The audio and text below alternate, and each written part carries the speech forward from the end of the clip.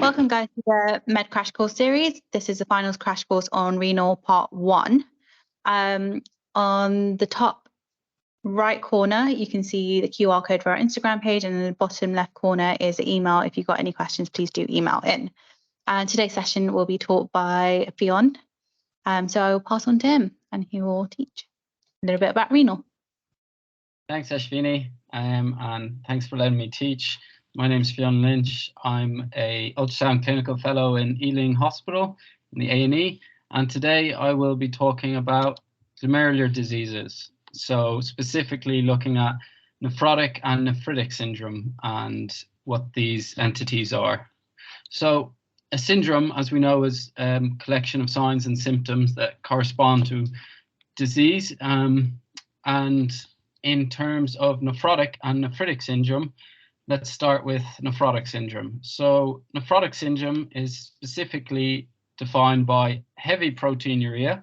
So that's greater than 3 to 3.5 grams per day of protein in the urine. Hypoalbuminemia, so a loss of albumin in the blood, and edema. It's also associated with hyperlipidemia and thrombosis.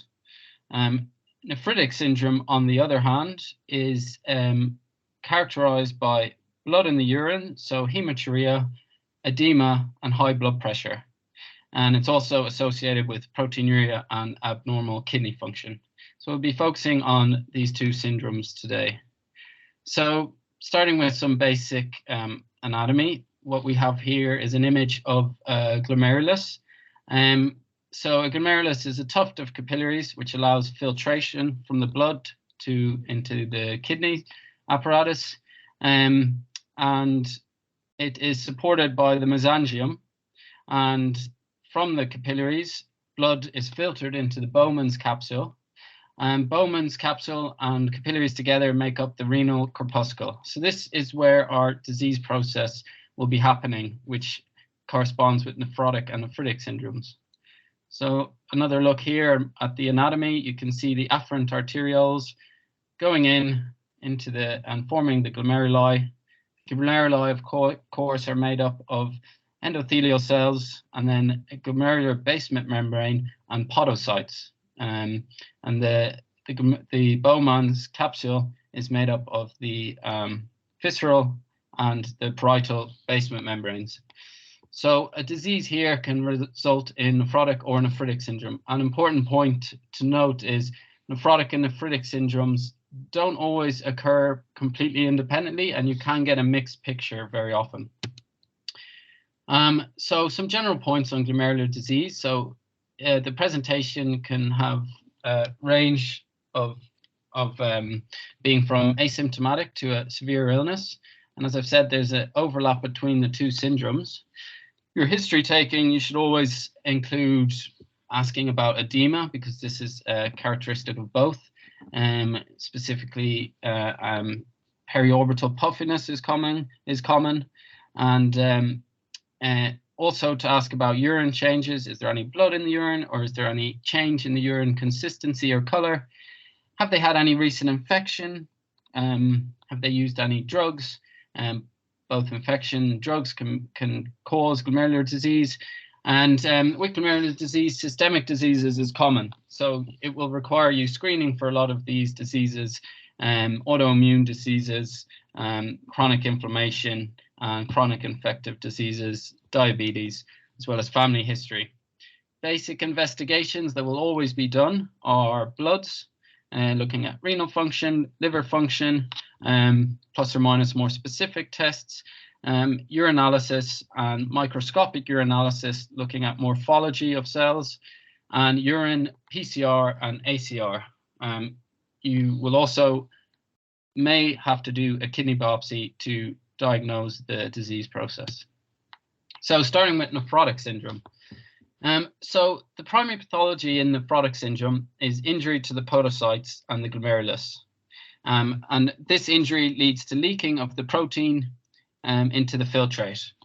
Common complications with nephrotic syndrome are infections. You can get kidney damage, which can lead to chronic kidney disease, and it can result in thrombosis. So to diagnose nephrotic syndrome, you need to have protein in the urine. The gold standard for this is a 24-hour protein collection, but this is very cumbersome. So generally, we talk in terms of protein to creatinine ratio. The protein to creatinine ratio over 300 to 350 milligrams per millimole will indicate nephrotic range proteinuria. So, nephrotic syndrome. What underlies the clinical picture?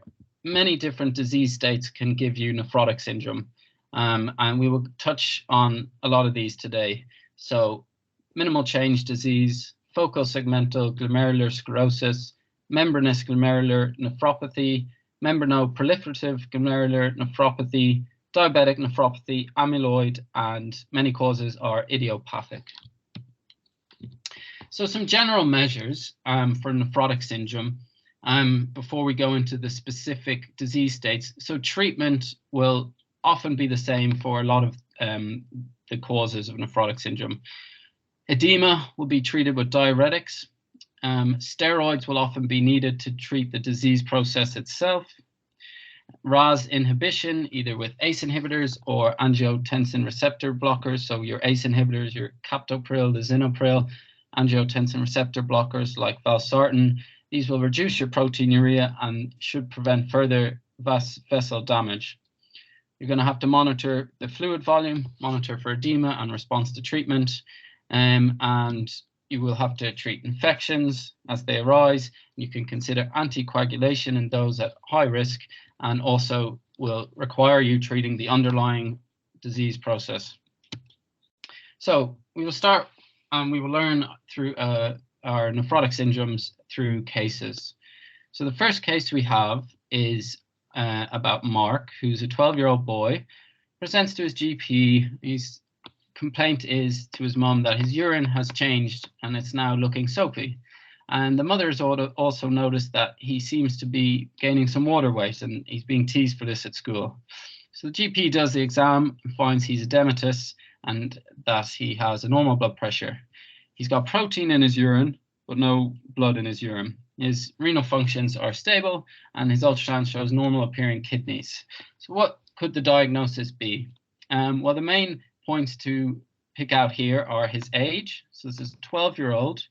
And he's presenting with nephrotic syndrome. So he's got protein, he's edematous, and we don't have an albumin, but safe to say he's got a nephrotic syndrome picture. And we see a picture here of someone who looks younger than 12, but you can see the features of periorbital edema. So bearing those things in mind, the most likely diagnosis here is minimal change disease. Minimal change disease. So this is a disease largely for children. As the name minimal change, you can think children, and it presents with nephrotic syndrome. So proteinuria, hypoalbuminemia, edema, and hyperlipidemia. It can be associated with other disease processes, Hodgkin's lymphoma, certain infections, immunizations, or can be idiopathic. And we don't fully understand the pathophysiology, but it's thought to be a T-cell disorder. So in your urine, you will have proteinuria, and it gets its name, minimal change disease, from a biopsy sample, which investigated under light microscopy has no evidence of pathology.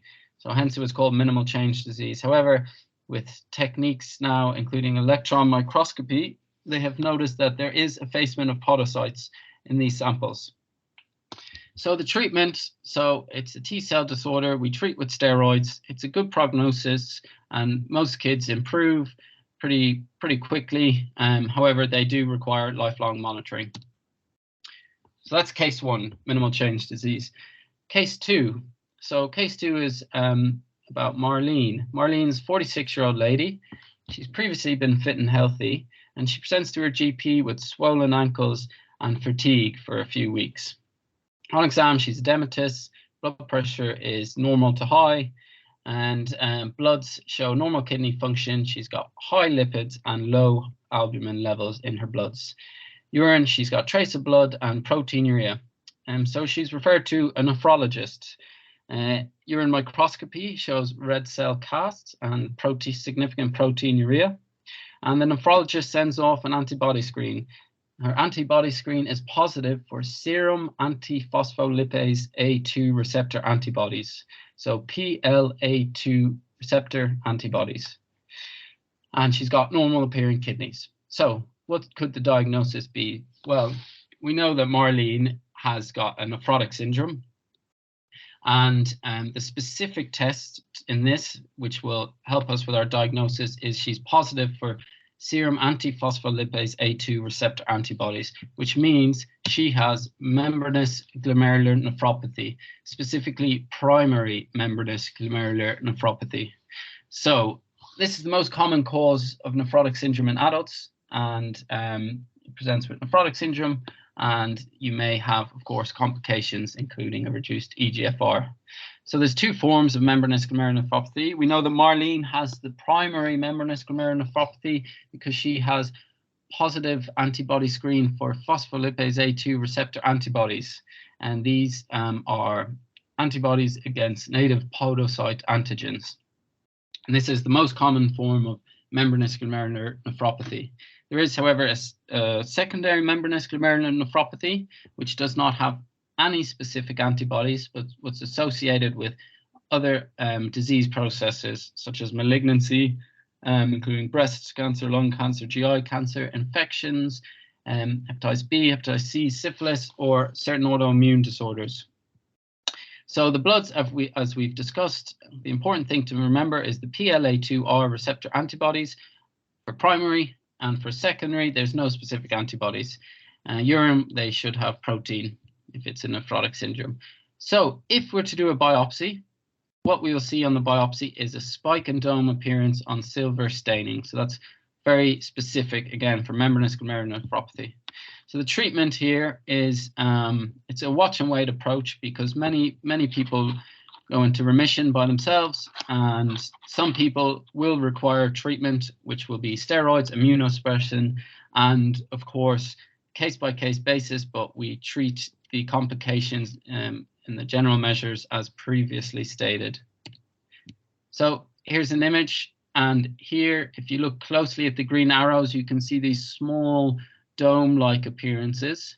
So on the basement membrane. So what this is you have deposits, immune complex deposits happening at the podocytes, and then next to, in between these podocytes, you've got growth of the glomerular basement membrane. So you've got thickening, and this is what causes this dome appearance that you can see, and it's dome and spike appearance on silver staining for membranous glomerular nephropathy.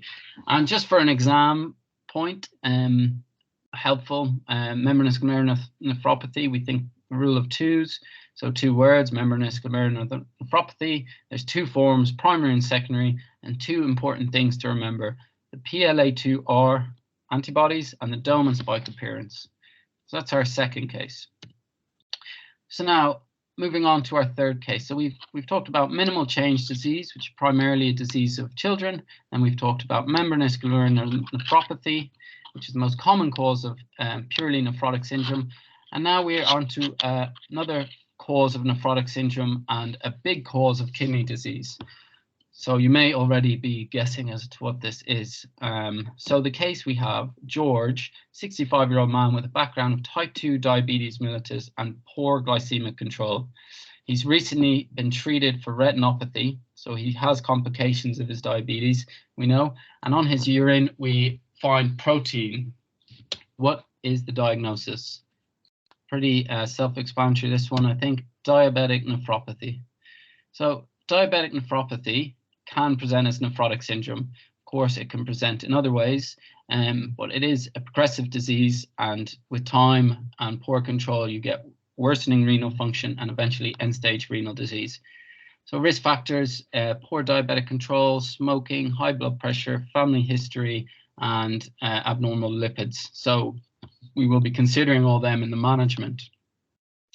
Investigations, so standard investigations for diabetes, but also including your lipids, your liver function tests, and your kidney function. You do a urine screen. And for diabetic nephropathy diagnosis, you do need to do repeat screening and repeat testing to confirm the diagnosis. If you're to do a biopsy, which isn't always necessary, what you will see is a Kimmel-Steele-Wilson nodule. So Kimmel-Steele-Wilson nodule is for diabetic nephropathy. And of course, in your investigations, you want to screen for complications of diabetes. So treatment measures will be glycemic control. So you want to aim for a HbA1c less than 7% in diabetics. Lifestyle factors will be important, stopping smoking, diet changes, weight loss, and you want to aim for blood pressure less than 130/80. So these patients will often be put on a RAS inhibitor, a statin, and SGLT2 inhibitors, which are known to be renal protective. So here, looking at this image, we can see sort of a pink mass in the image, which is a Kimmel-Steele-Wilson nodule. And this is as a result of proliferation of the mesangium. So the disease process in diabetic nephropathy is actually quite complicated. But, you know, as we know with diabetes, the term small vessel disease is carried a lot. And that's what's happening here. But diabetic nephropathy can affect all parts of the kidneys, the vessels, as well as, you know, the interstitial space and the tubules.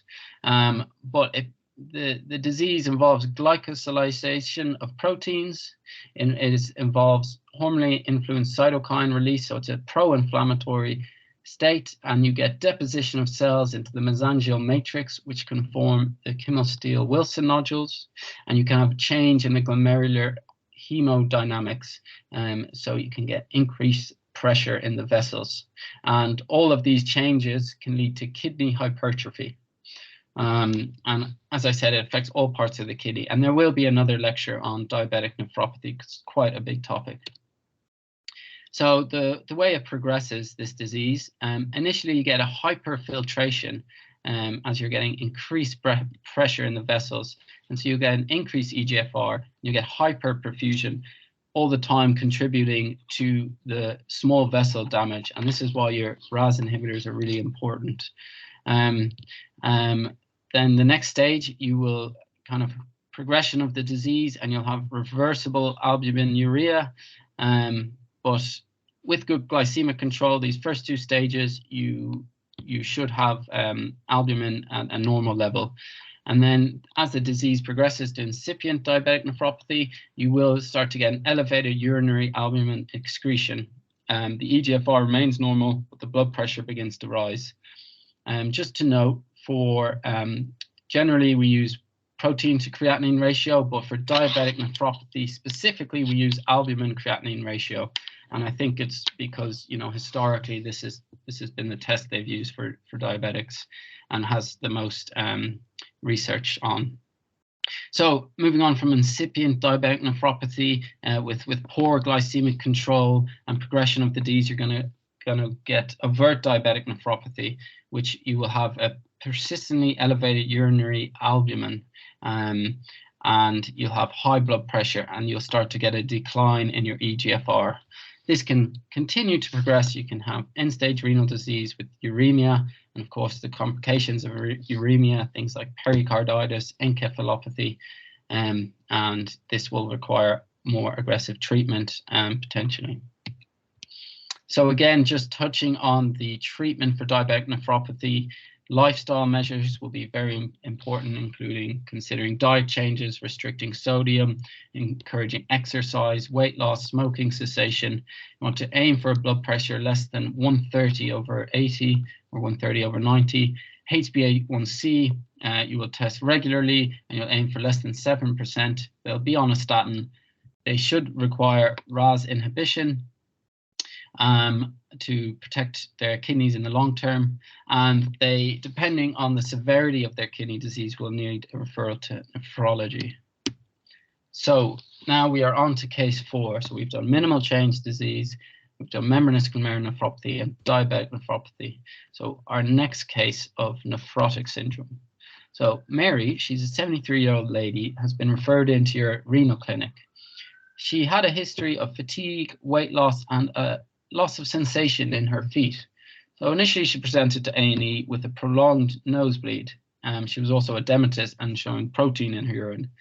So her bloods show an anemia, thrombocytopenia, and a high white cell count with a predominant lymphocytosis. The diagnosis of chronic lymphoblastic leukemia is confirmed on flow cytometry with smudge cells, as you can see in the image below. And her CT-CAP showed bilateral enlarged kidneys. So you can see here on her blood film, she's got these smudge cells, which is, think, CLL, and it's ruptured white cell membranes. So amyloidosis is the case for her, and that's not immediately obvious, but I will explain why amyloidosis is her diagnosis. First, let's touch on what amyloidosis is. So amyloidosis is essentially when you have aggregation of insoluble proteins collecting in tissues, and this aggregation is then going to impact the functioning of these tissues. So you can get cardiac dysfunction, you can get neuropathy, which is what Mary had. She had her bilateral foot numbness, and you can have kidney disease, which she also is presented with. You can have skin disease, and ultimately it can lead to organ failure and death if not treated. So the most common forms are AA amyloidosis and AL amyloidosis, but they are pretty uncommon disorders and they present later in life. They can also be associated with hematological malignancies such as multiple myeloma or CLL. So AL amyloid, light chain amyloid, this is a rare plasma cell dyscrasia. So it's a disease of monoclonal plasma cell proliferation, but you are getting abnormal production of these immunoglobulins. So these immunoglobulin light chains specifically are kind of coming together and forming these insoluble proteins which are depositing around the body in different tissues. That's different disease process to AA amyloid. So AA amyloid is as a result of deposits composed of serum amyloid A protein, which is a lipoprotein that happens and in acute phase reactant, so in response to inflammation or infection. So it is associated with chronic inflammatory conditions, things like rheumatoid arthritis, ankylosing spondylitis, inflammatory bowel disease, TB, psoriasis, and other inflammatory conditions. And you can see here the collection of these proteins in the image below. So amyloidosis. So it's a disease of older years, and symptoms are often vague and non-specific. Oftentimes, the diagnosis will be made after people present with organ damage, so peripheral neuropathy or cardiac amyloidosis, which can result in restrictive cardiomyopathy. They can have GI symptoms, they can have liver disease, skin disease, or they can present with nephrotic syndrome. The classical signs of amyloidosis that you might hear are macroglossia, so a big tongue as a proteins deposit there, and periorbital purpura, also known as raccoon eyes. So for diagnosis, you will screen for complications of the disease. You'll also screen for concurrent hematological malignancy, and you will screen for background of poorly controlled inflammatory diseases. Remember, AA amyloid is associated with inflammation, and AL amyloid occasionally is associated with hematological malignancies, as it was in Mary's case. If you do a renal biopsy, which you most likely will do in this case, you will see the apple green birefringence on the Congo red stain. So think A for apple, A for amyloid, apple green birefringence will be specific for amyloidosis. So the treatment, you want to treat the underlying disease, treat underlying malignancy or inflammatory disease, treat the organ failure, and prognosis will vary for this disease, depending on how advanced it is. So here we can see the apple green birefringence on the Congo red stain. You can see macroglossia and the classic raccoon eyes. So just to understand how amyloid can affect the kidneys, so to your left you see a nice healthy glomerulus with lots of capillaries, with red blood cells in the capillaries, a normal mesangium and a normal Bowman space. And to the right, you can see that something has been, deposited in the glomerulus, which is causing compression of the normal capillaries and damage to the tissue there. So case 5 for nephrotic syndrome. So we've had so far minimal change disease, we've had membranous glomerular nephropathy, we've had diabetic nephropathy, and we have had amyloidosis. So case 5, Marcus, 64-year-old man who is obese with poorly controlled high blood pressure and hyperlipidemia. He's got a history of intravenous drug use, and he presents with worsening edema. Urine dip shows proteinuria.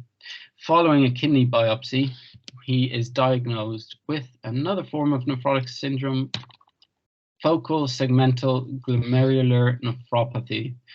Focal segmental glomerular nephropathy, FSGN. So this is suspected in patients who present with nephrotic syndrome and no obvious cause. It's often associated with illicit drug use. It can be idiopathic, primary focal segmental glomerulosclerosis, or it can be secondary. So it can be secondary to things like HIV, drugs, sickle cell disease, obesity, atherosclerotic disease, nephron loss, so a wide range of things. And it can often present in a mixed picture. So they may have blood in their urine, they may have worsening kidney function, as well as nephrotic syndrome. So for diagnosis, ultimately you will need a renal biopsy to call someone's disease focal segmental glomerular nephropathy, as it is a histological diagnosis. So it's in the name. So you have focal segmental glomerular nephropathy. So you have scarring of portion of the glomerulus. So that's a segment of the glomerulus is scarred, and it's focal. So not all glomeruli are involved. So when you take your biopsy, you'll have to take multiple glomeruli for it to diagnose this condition. And of course, you want to screen for complications that could be leading to it. So the treatment and the prognosis, well, it often depends. If it's primary, it's more acute onset and will require more, acute and aggressive management, including the general measures we talked about earlier, diuretics, RES inhibition. They may need thromboprophylaxis. They may need dialysis and kidney transplant, depending how long they are, and they will certainly need steroids. So if it's primary, you can treat with the immunosuppression, steroids, tacrolimus, and secondary, you want to deal with the underlying illness. So here is a diagram showing focal segmental glomerular sclerosis. You can particularly here see the segmental sclerosis of this glomerulus. So part of the glomerulus is scarred and the other part appears healthy. Okay, so that's nephrotic syndrome. So those are some of the most common causes of nephrotic syndrome. The important thing to remember is, what exactly is nephrotic syndrome, and it's characterized by proteinuria, so it's greater than 3 to 3.5 grams per day of protein in your urine, edema, and hypoalbuminemia. You'll also get hyperlipidemia and prothrombosis, as the liver acts to sort of compensate for what's going on in the kidneys, including the loss of protein.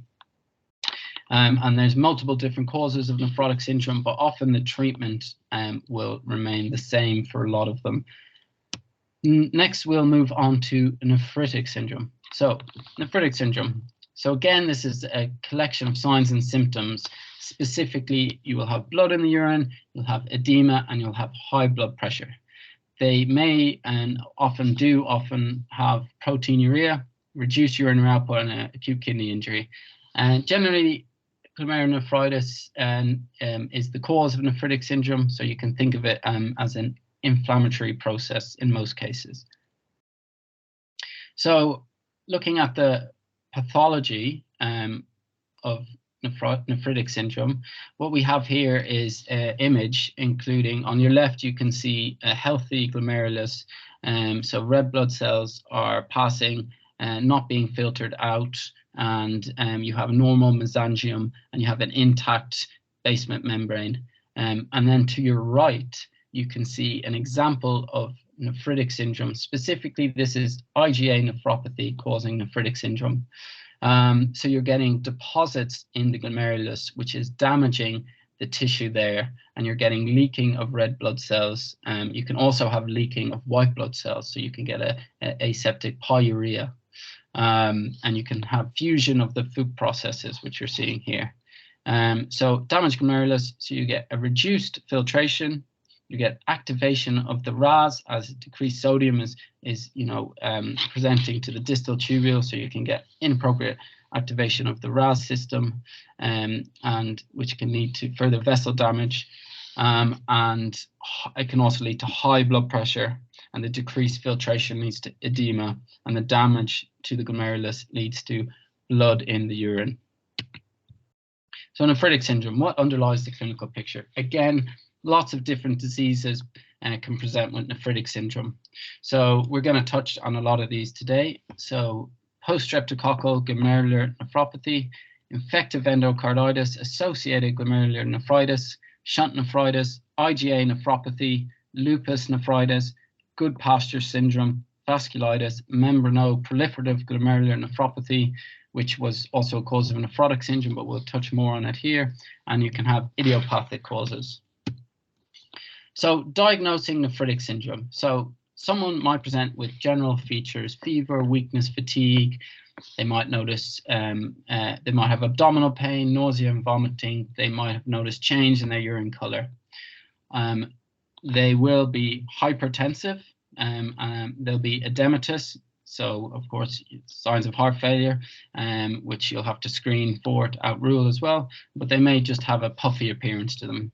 And when you dip their urine, you'll find blood in the urine, and you'll likely find protein in the urine. And to look at the urine under microscopy, you'll see red cell casts. So you can see in the image left, when the red blood cells pass through the glomerulus and have to go through the tubules, they start to form together and have this shape, which is known as a red cell cast. So, these patients might also present with complications of kidney disease, uremia, which can cause pericarditis and encephalopathy, and they'll have abnormal bloods.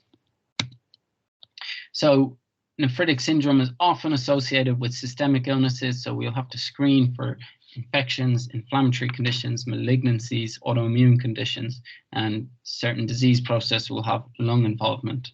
So the specific investigations that we'll do for a nephritic syndrome, so we'll do a glomerular nephritis screen.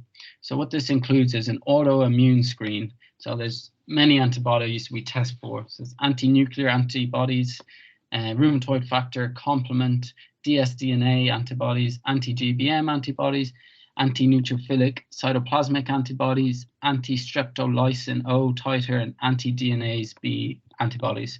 So it'll be a bit more clear as we go through nephritic syndrome what disease processes these antibodies relate to. You'll also screen for infections, we'll do ultrasound of the kidneys, and may or may not need a kidney biopsy. So treatment for nephritic syndrome, again, just to discuss the general measures. So most patients will be put on an ACE inhibitor or an angiotensin receptor blocker.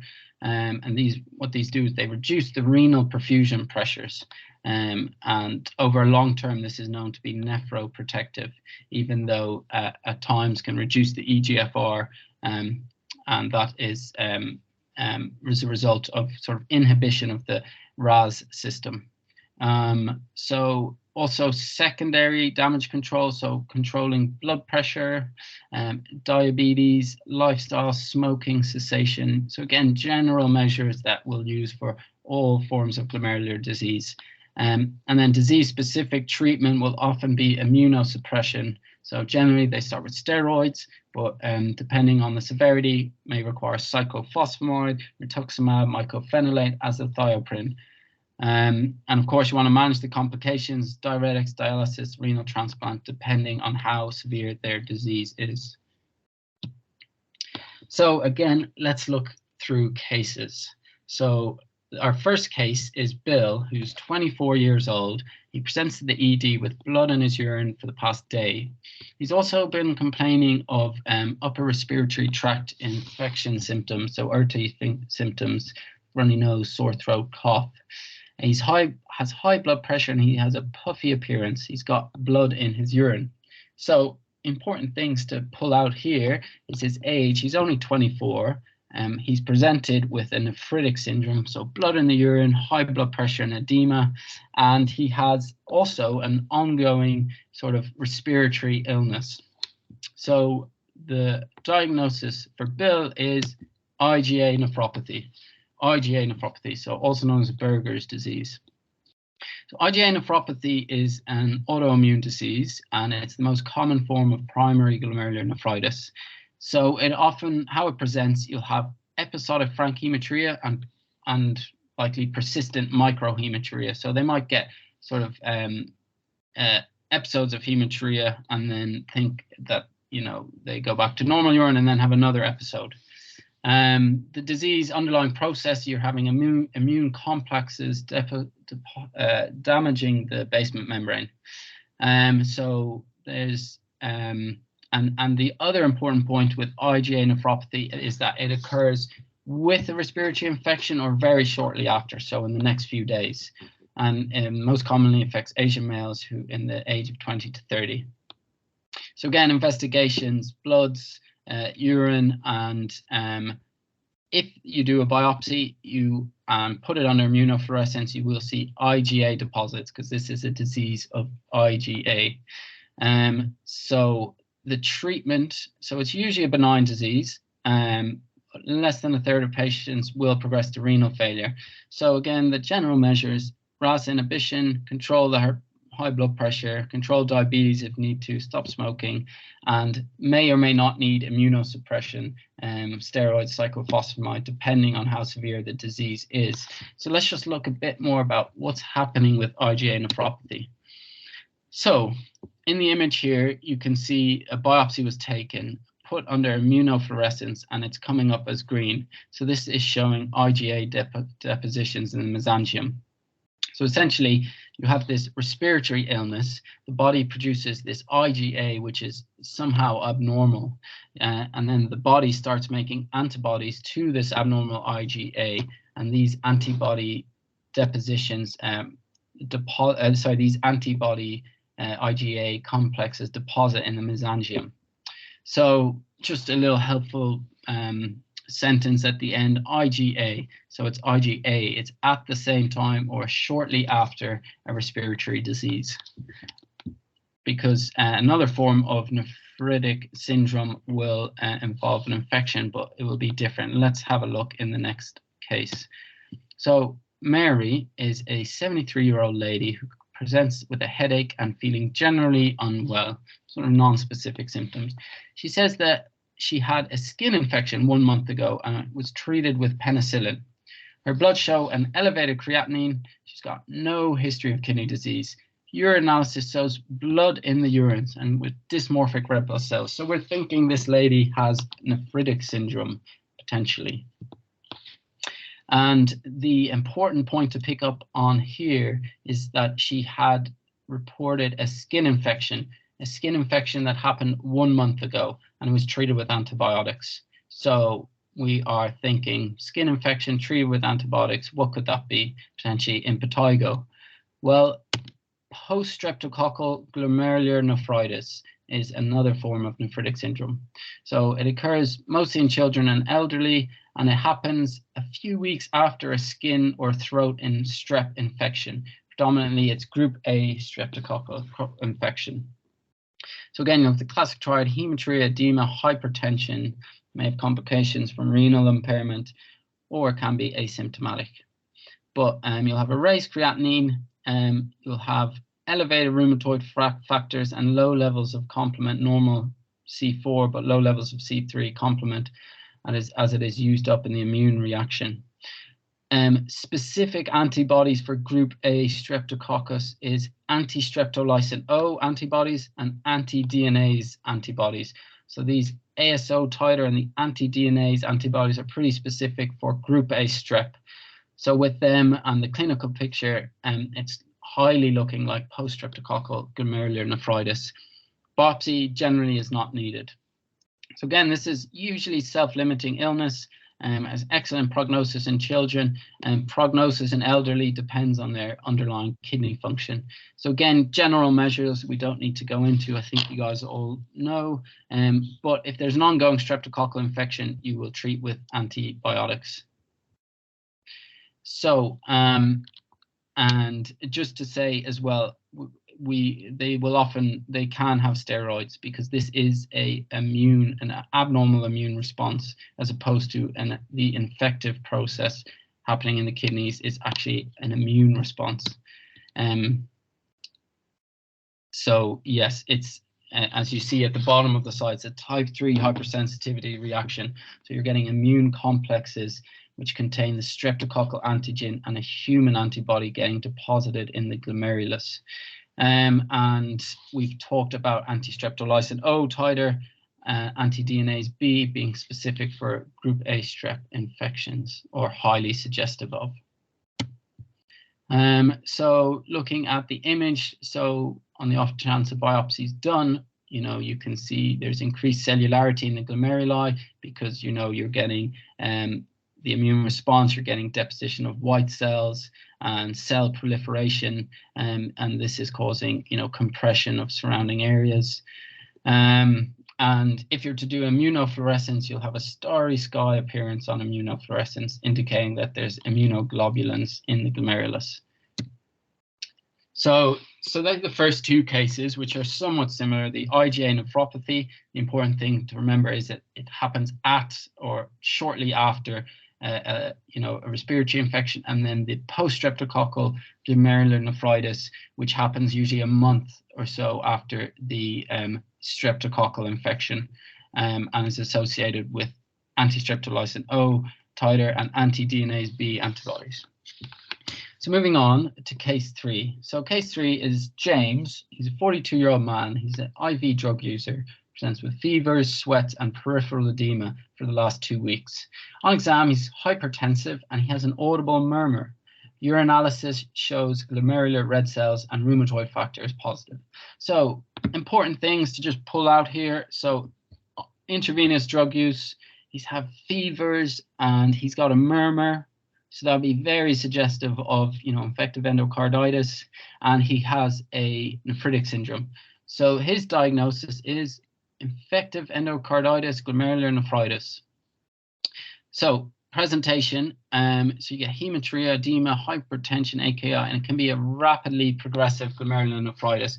So this is the first sort of case where we are looking at a rapidly progressive glomerular nephritis, so it could rapidly deteriorate for James. So you're considering patients with signs of infective endocarditis, which, as we know, involves Duke's criteria, which we should put a table up for after, and certain risk factors, intravenous drug use, diabetes, malignancies, immunosuppression. And generally, the glomerular nephritic picture in infective endocarditis presents after the initial onset of the infection because, again, you're getting immune complex depositions. So investigations, so kind of non-specific bloods, but if you do an echo, they may have endocarditis, and they may or may not need biopsies. So, but it's generally clinical, in context of infective endocarditis and a nephritic syndrome, you can say it's infective endocarditis, glomerular nephritis. The main treatment for this is to treat the underlying infection. So you want to avoid immunosuppression in these patients because if they have an ongoing infection and you give them immune suppression, it's just going to make the infection worse. And generally they have a good prognosis if the underlying infection is treated with antibiotics. So just to touch on Duke's criteria, B timers, the mnemonic. So the major criteria: positive blood cultures by 2, and echocardiographic evidence of endocarditis, endocardial involvement. And then minor criteria include fever, immunological phenomenon, microbiological evidence, so positive blood culture by 1, embolic phenomenon, and risk factors. So just to be aware of Duke's criteria. So on to case 4. So case 4 is Matt. Matt is 27. He's a smoker, 20 cigarettes a day. He presents to A&E with coughing up blood, and blood show an AKI. Urinalysis, hematuria, and proteinuria. Now Matt rapidly deteriorates and eventually requires admission to ICU. So let's just pull out some of the key features here. So Matt, he's a young man, smoker, and he has rapidly progressive glomerular nephritis, and he has coughing. He's coughing up blood. So we're starting to think there's something going on with the lungs and also something going on with the kidneys. And what could link these two? Well, the answer is Goodpasture syndrome. So Goodpasture syndrome is a syndrome affecting kidneys and lungs, and it's a form of it's an anti-GBM disease. So it's quite a rare disease where you get antibodies to glomerular basement membrane, which is where you find similar collagen in the lungs. And if you have both, it's called Goodpastures. Otherwise, it's anti-GBM disease alone. But Goodpastures is a form of anti-GBM disease. So risk factors are smoking, and it happens in young men in their 20s, but also women in their 60s and 70s. Investigations. So anti-GBM antibodies are specific for anti-GBM disease. On renal biopsies, you will, if you stain the anti-GBM antibodies, you'll get these crescenteric lesions, and we'll talk about crescenteric glomerular nephritis in a bit, because crescenteric glomerular nephritis generally means it's a rapidly progressive glomerular nephritis. So the treatment and the prognosis. So this is a severe form of glomerular nephritis, 90% mortality if not treated. So they'll need a pretty strong going immunosuppression with, steroids or cyclophosphamide. Often they'll require plasma exchange and can progress to end-stage renal disease, and they may need a transplant. So here we are going to look at the disease process, and we're going to look at the crescent formation. So crescenteric glomerular nephritis is when you get a sort of proliferation of parietal epithelium, and you get, white cells, macrophages, lymphocytes, neutrophils. You can have rupture of the glomerulus capillary, and you can get kind of deposition of these cells. And essentially, it just means that you're going to get rapid loss in your renal function. And Goodpasture syndrome is one of the causes of this crescenteric glomerular nephritis with its anti-GBM antibodies. So here we go again, crescenteric glomerular nephritis. So looking at the image here, we can see the proliferation of cells with the green arrows. So that's stopping the normal functioning of the glomerulus. It's compressing the glomerulus, which you can see in the red arrows, compressed capillaries. And this is crescenteric, so it's a form of rapidly progressive glomerular nephritis. It's not a disease in itself, but it's a indicator of the severity of the glomerular damage. So on to case 5. Case 5. So Pierre is a 73-year-old man who presents with recurrent epistaxis and nasal crusting. He's also noticed a dent in his nose, saddle nose deformity. So he was referred to ENT, where he had a biopsy, and he was found to have granulomas in his nose. And his urinalysis shows glomerular hematuria, which is another way of saying he had red cell casts or dysmorphic red blood cells in his urine. So what's the diagnosis here? Well, again, key features to pick out are, the granuloma that were found in his nose, the saddle nose deformity, and the recurrent sort of nose bleeding. He does as well have a nephritic picture. So we're thinking some sort of systemic illness going on here. And Pierre, what he has is ANCA vasculitis, specifically granulomatosis with polyangiitis. So it's for granulomatosis with polyangiitis. GPA is a form of an ANCA vasculitis. So GPA has quite a varied presentation and involves inflammation of blood vessels and granulomas, and it predominantly affects the upper respiratory tracts, the lungs, and the kidneys. So they can present with this runny nose, saddle nose deformity. You can have eye involvement. You can get skin granulomas. They can be coughing up blood, arthritis. So quite a varied number of presentations. Again, this is a rapidly progressive form of glomerulonephritis. So similar to our anti-GBM disease, this is another, and our infective endocarditis glomerulonephritis, this is another form of rapidly progressive glomerulonephritis. With the causes unknown, it's predominantly more in males than females, interestingly. So when you do your bloods and your antibody screens, they will be ANCA positive, so anti-neutrophilic cytoplasmic antibody positive.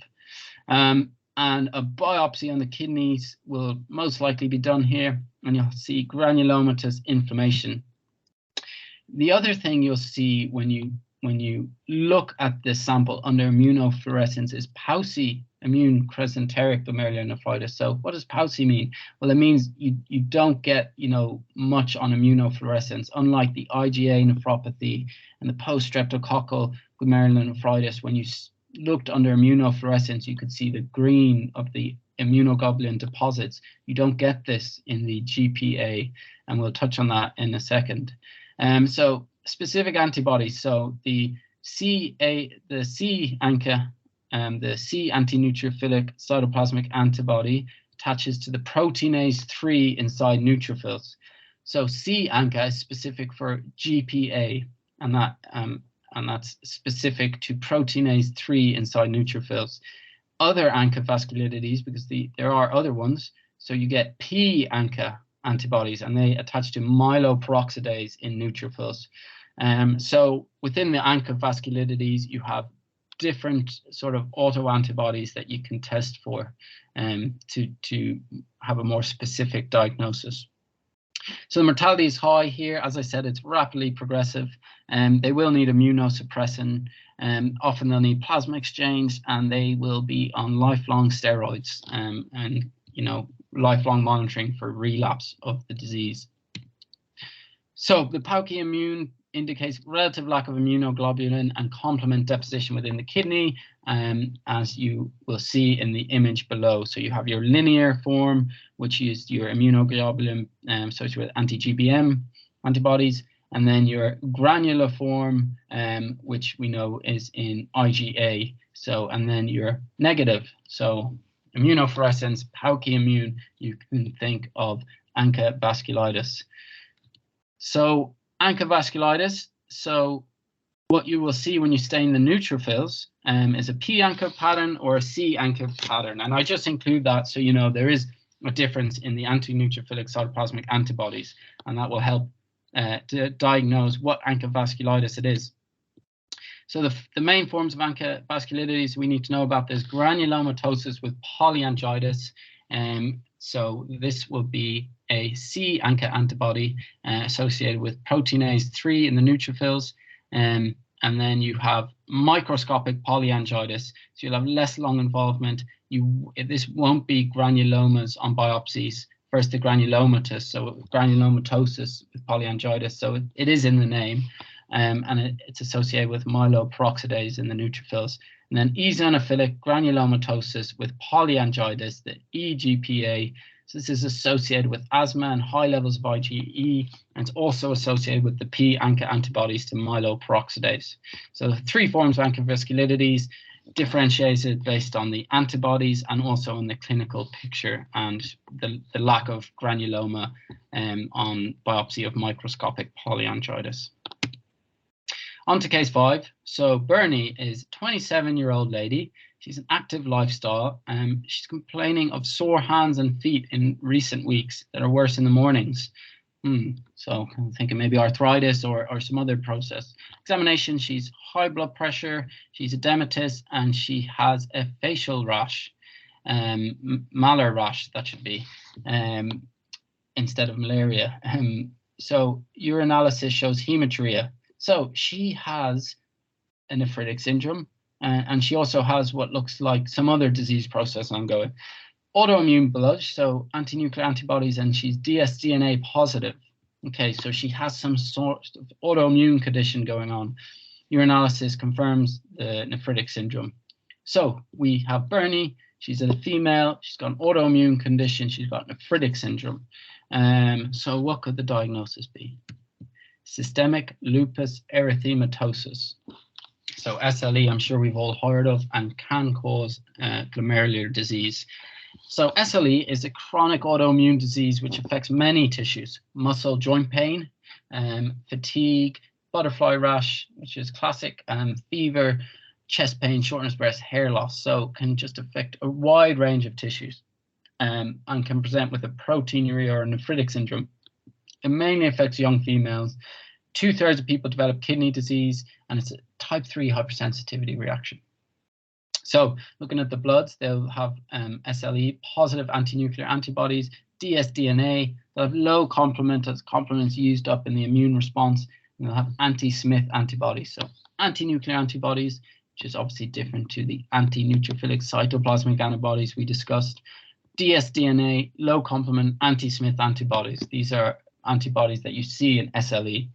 So these patients often get a biopsy, because biopsy for lupus nephritis is important because it kind of guides treatment and how aggressive we need to be in our treatment. And the prognosis depends on these histological findings, but 20% will progress to end-stage renal disease. And in the image here, you can see the butterfly rash in a young woman.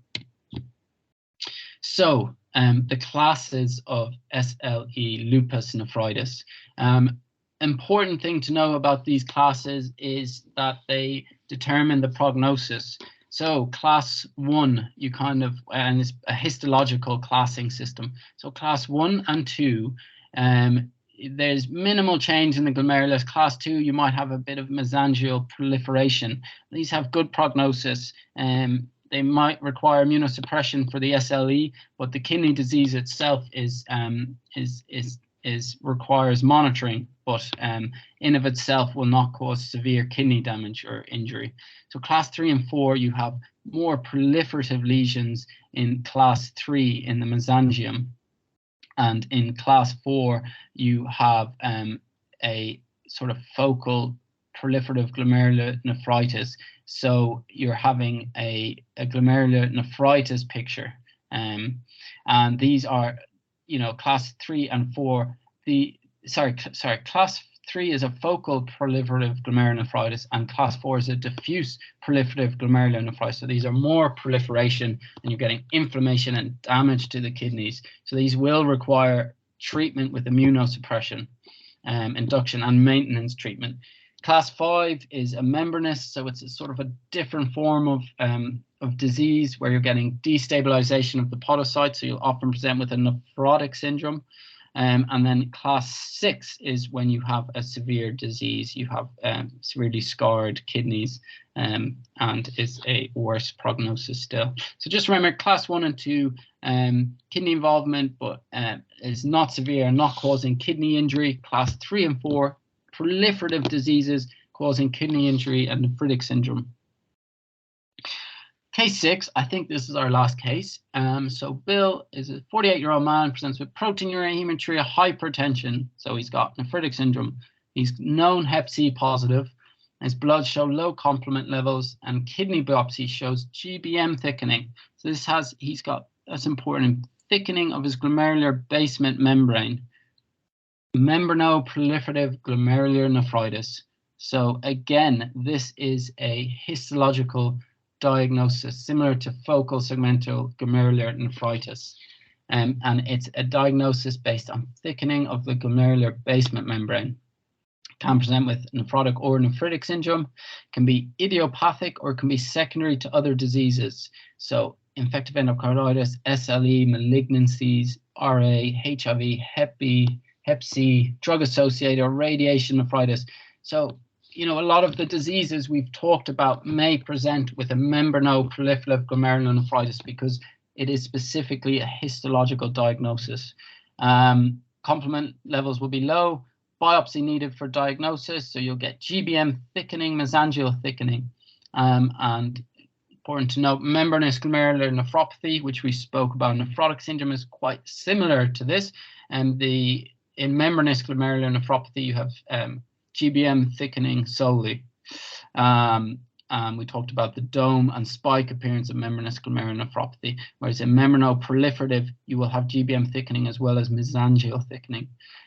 you will have on light microscopy this tram tracking appearance of in MPGN, tram tracking appearance. We'll have a look at that in a moment. Treatment will depend on the underlying disease and, of course, general measures, which we've discussed. If needed, will require steroids and or immunosuppression. So membranoproliferative glomerulonephritis, you have tram tracking appearance. So if you look at the green arrows, it's quite subtle, but you can see kind of this splitting of the GBM, and you're getting this tram track appearance, and you're getting sort of mesangial cell growth, which causes splitting of the GBM. So that's it. That's our nephrotic and nephritic syndromes, and our lecture on glomerular disease. And just some points to take home. Nephrotic and nephritic syndromes, they may be primary, so primary disease of the kidney, or they're often secondary to other disease states. And oftentimes it's idiopathic disease causing it. They have an overlap in presentation, so it may be a mixed picture. Biopsy is the gold standard for diagnosis, but it's not always necessary. But biopsy is often used and can tell you exactly what's going on in the glomerulus. And as we've discussed, some of the diagnoses are specifically based on the histological findings. So treatment for the nephrotic and nephritic syndromes will include sort of general preventative lifestyle measures, like, you know, blood pressure control, diabetes control, diet changes like low sodium in the diet, stop smoking.